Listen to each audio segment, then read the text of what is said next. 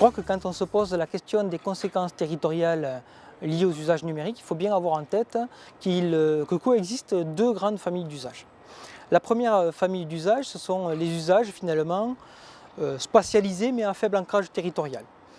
Ces usages-là ont des conséquences assez faibles sur la plus-value que ça apporte au territoire, même si ce sont des usages qui apportent satisfaction immédiatement à ceux qui les pratiquent. Donc, par exemple, je vais faire mes courses au drive. C'est très pratique pour celui qui fait ses courses.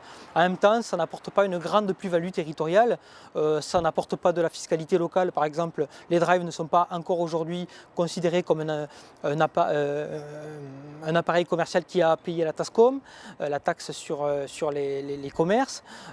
Ça ne favorise pas forcément les filières courtes, donc ça n'apporte pas une très grande plus-value au territoire. Par contre, ça apporte des services, ça facilite la vie des gens dans les territoires.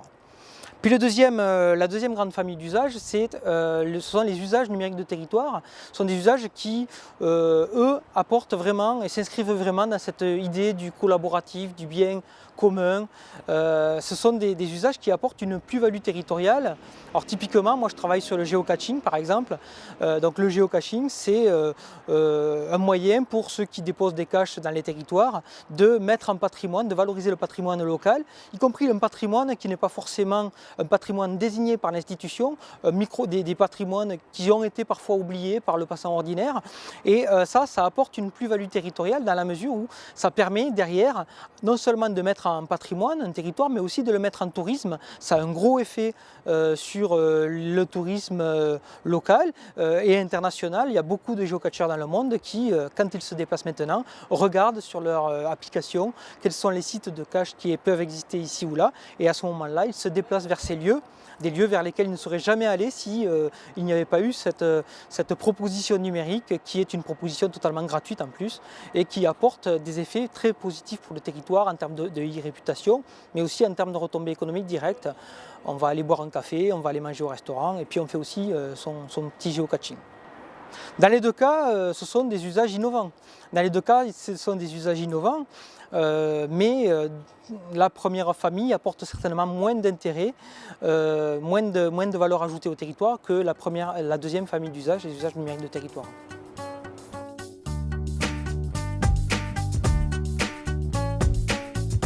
Je pense que ce qu'il faut bien avoir en tête, c'est que depuis une vingtaine d'années, l'usager est parvenu à sortir de la virtualité du web. Et ça, c'est intéressant, c'est-à-dire que l'usager s'est levé de sa chaise et il est allé dans la rue, il est allé dans les territoires et il a des pratiques numériques qui ont des implications, des impacts directs sur les territoires, ce qui n'était pas le cas jusqu'à d'ici il y a 20 ans de cela. Alors effectivement, c'est très tentant pour l'acteur public d'essayer de récupérer ça, d'essayer de s'appuyer sur ses citoyens, sur ses pratiques collaboratives, pour améliorer les politiques territoriales, par exemple. Le danger, c'est que l'acteur public peut avoir la tentation de récupérer les pratiques citoyennes et parfois quand on veut récupérer des pratiques citoyennes, on fixe l'innovation, on la cristallise et on empêche cette innovation de s'exprimer comme elle pouvait s'exprimer au moment où elle n'était pas encadrée par les politiques publiques. Le deuxième problème, c'est aussi que l'acteur public peut avoir la tentation de convoquer le citoyen à la fabrique des politiques territoriales. Et ça, c'est peut-être pas l'objectif d'un citoyen que de faire à la politique publique à la place de l'élu. Et par contre, je pense qu'il y a des solutions peut-être à envisager. Pourquoi pas on établit des partenariats publics-privés, pourquoi pas établir des partenariats citoyens-privés avec des systèmes de gratification qui vont permettre aux citoyens d'effectivement collaborer un peu plus efficacement encore aux politiques urbaines. Alors les systèmes de gratification, on peut imaginer que c'est moins d'impôts locaux, c'est l'accès au transport en commun gratuit, ça peut être tout à fait des places de théâtre, c'est peut-être toute une série de choses qu'on peut imaginer, mais ce système de gratification permettra peut-être de mieux contractualiser la relation, même si c'est de façon implicite, la relation entre l'acteur public et le citoyen qui a souvent envie d'avoir des pratiques numériques qui servent le territoire.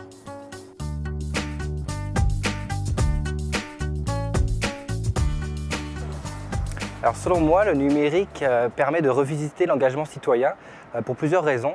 Tout d'abord, le numérique permet de rendre visible une panoplie d'initiatives, ça permet de rendre visible l'abondance d'initiatives, ça permet aussi d'accéder à des informations, de la connaissance qu'on ne pouvait pas avoir accès avant. Donc c'est déjà un premier point. Deuxième point, c'est que le numérique permet aussi de renseigner, de rendre visible et d'expliciter un petit peu son idée, son initiative et de le rendre accessible à tout le monde. Et ça permet de valoriser les gens. C'est-à-dire que quand on fait une initiative citoyenne, on peut facilement le donner à voir à tout le monde et ça, du coup ça valorise les personnes, les collectifs.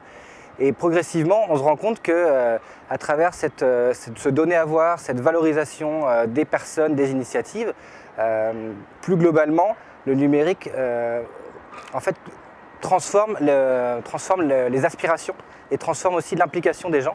C'est-à-dire qu'à l'image des groupes Facebook ou des réseaux sociaux, on peut s'impliquer de façon ponctuelle, on peut s'impliquer de temps en temps sur des projets. Si on prend l'exemple des incroyables comestibles, on voit que les gens, même si ce n'est pas une initiative totalement numérique, les codes, les façons de faire, les méthodologies issues du numérique se prolongent dans la vie quotidienne et on voit que des nouvelles formes émergent et qui sont typiquement liées à la société du numérique.